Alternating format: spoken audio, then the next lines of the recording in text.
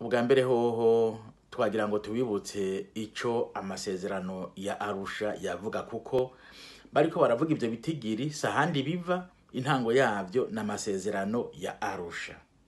Igihe rero ari amasezerano ya Arusha abivuga, babwirizwa kuyasoma uko ari, ntibace bayashira mu ngiro nk'uko bo bavyipfuza.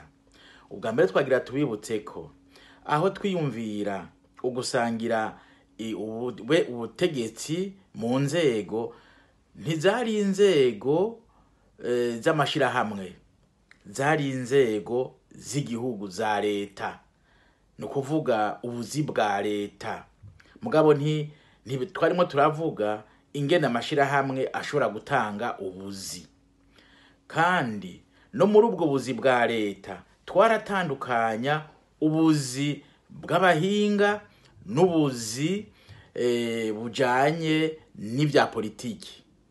Hari bijanye na bya politiki rero niho twaca tuvuga tuti naho gusangira ubutegetsi.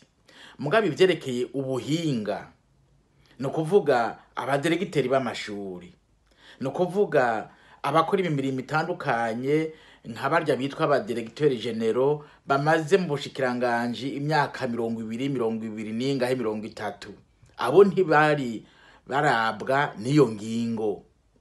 Ariko uyu munsi kubera ibi byo gutanga ubuzi hishimikijwe ubwoko, hishimikijwe umugambwe, basigaye baca bakwegerako kugira ngo barabe ingene bya bitigiri byabo nyamigambwe wabo, bya bitigiri by'ubwoko bashaka bishobora kuja muri ubwo buzi nubwo atavyo baba bashoboye.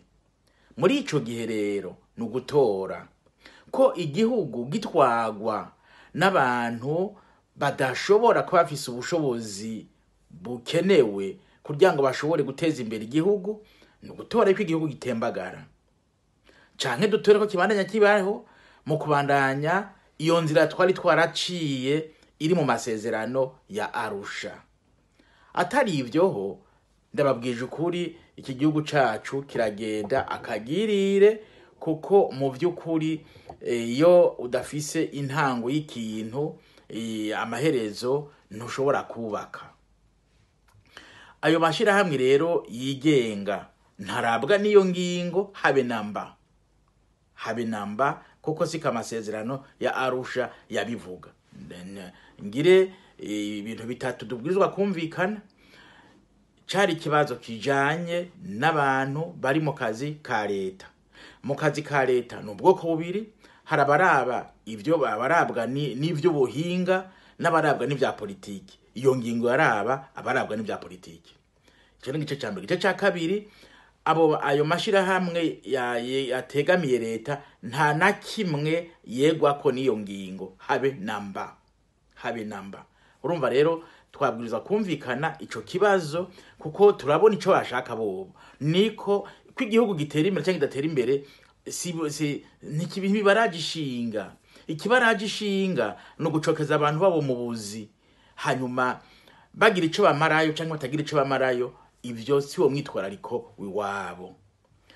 Rero jewe nagira ngo aha hantu tuhashimikire, twumvikane ingene ubuzi butunganijwe. Iyo ni igice ca mbere. Igice ca kabiri, ni bande babwirizwa kuraba yuko ivyo bice vyubahirijwe. Si ubunjikiranganje intwaro hagati mu gihugu si babiraba habe namba.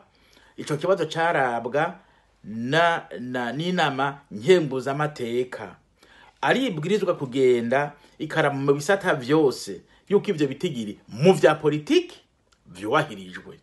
Hanyuma basanze vyubahiriwe canke bitubahirijwe, baratanga raporo muri leta. Aho leta nishobora gufata ingingo ati reka ko twaronse raporo duze tuyikorereko turengene ivyo bitigiri vyo kubahirizwa. Iyo niyo ngendo ibwirizwa gufatwa, siyo ngendo uyu mushikiranganje intwaro hagati mu gihugu ariko arafata. Iyo siyo, nukuri siyo.